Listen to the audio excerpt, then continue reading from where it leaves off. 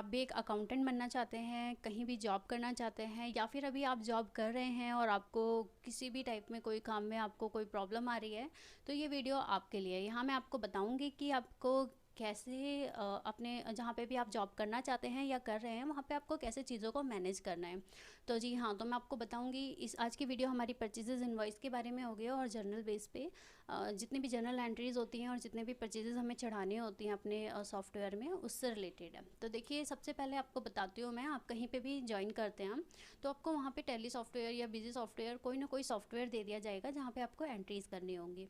तो डिपेंड करेगा कि आप जिस कंपनी में जा रहे हैं वहाँ पे किस टाइप की कंपनी है, ट्रेडिंग कंपनी है, मैन्युफैक्चरिंग कंपनी है या फिर सर्विस बेस्ड कंपनी है। अगर आप ट्रेडिंग या मैन्युफैक्चरिंग कंपनी में जाते हैं तो आपको वहाँ पे डेली बेसिस पे काफ़ी सारे इन्वाइसेस मिलेंगे जिन्हें आपको अपने सॉफ्टवेयर में चढ़ाने होंगे, जिसे हम कह सकते हैं परचेजेस इन्वाइस हो सकते हैं या फिक्स्ड एसेट्स के इन्वाइस हो सकते हैं या फिर कोई भी सर्विस आप रिसीव कर रहे हैं कहीं से तो उसके इन्वाइस हो सकते हैं।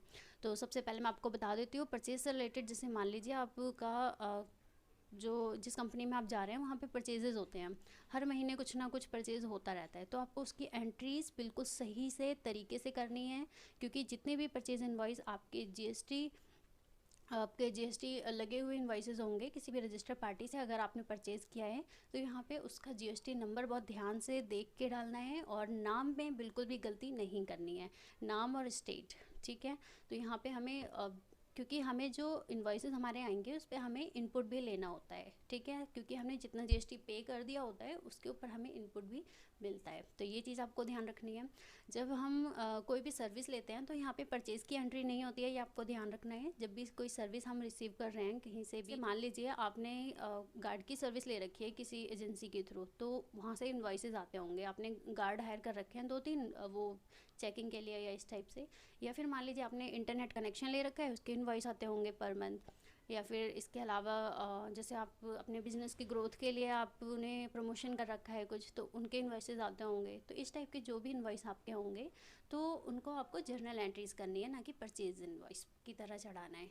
ठीक है, मतलब यहाँ पे क्वांटिटी वगैरह की कोई बात नहीं होगी, यहाँ पे सिंपल जर्नल एंट्रीज होंगी। जो भी खर्चे होंगे हमारे डेबिट करके और जो भी हमारा CGST हो, SGST जो भी है अकॉर्डिंग एंट्री कर देनी है। एंट्री अगर आपको नहीं भी आती है तो आप मुझे कमेंट करके पूछ सकते हैं, मैं उस पर भी काफ़ी सारी वीडियोस बना चुकी हूँ, आप उसको भी देख सकते हैं कि आपको किसी भी टाइप की कोई एंट्रीज़ में प्रॉब्लम आती है तो आप वो भी देख सकते हैं। ठीक है, ये बात हो गई हमारी जनरल एंट्रीज़ की। जनरल एंट्रीज़ में मैं आपको बता रही हूँ कि अगर आप कहीं से भी सर्विस रिसीव करेंगे तो इस केस में आपको TDS काटना कंपलसरी हो जाता है। तो आपको ये ध्यान रखना है कि जो भी आपके पास इन्वॉइस आए हैं तो किन इन्वॉइसेस पे हमें TDS काटना है। तो यहाँ पे काफ़ी लोगों को मालूम नहीं होता है और वो पूरे साल एंड हो जाता है उसके बाद भी वो देखते ही नहीं है, और फिर जब ऑडिट होता है ऑडिट के टाइम पे पता चलता है इसका तो TDS ही नहीं काटा, पेमेंट पूरी कर दी है, तो यहाँ पे प्रॉब्लम हो जाती है। तो यहाँ पे आपको करना पड़ेगा, क्योंकि TDS रिटर्न हम जितना हो अकॉर्डिंगली ठीक से फाइल करें, क्योंकि दोबारा रिवाइज्ड TDS रिटर्न में काफ़ी टाइम लग जाता है। तो TDS रिटर्न आप एज अ फ्रेशर कहीं भी जाएंगे तो स्टार्टिंग में तो नहीं करेंगे, लेकिन टाइम के साथ साथ आपको वो सब भी सीखना पड़ेगा।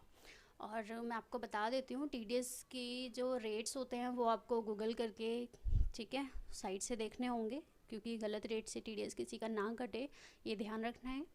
और मेन चीज़ें हमारी यही होती हैं। इसके अलावा आपको हो सकता है कि जो भी इन्वाइस हैं वो नई नई पार्टी के आते रहते हैं, तो टाइम टाइम से उनका लेजर क्रिएट भी करना होगा और उनको पेमेंट भी करनी होगी, तो सभी चीज़ें आपको वहाँ पर करनी पड़ सकती हैं।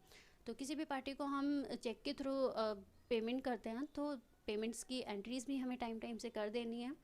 और बैंक की एंट्रीज़ तो सभी जगह करनी ही होती है, वो तो आपको मालूम ही होगा। नहीं भी मालूम तो मैं आपको धीरे धीरे सारी चीज़ें बता दूंगी, आप मेरी वीडियो को देखते जाइए।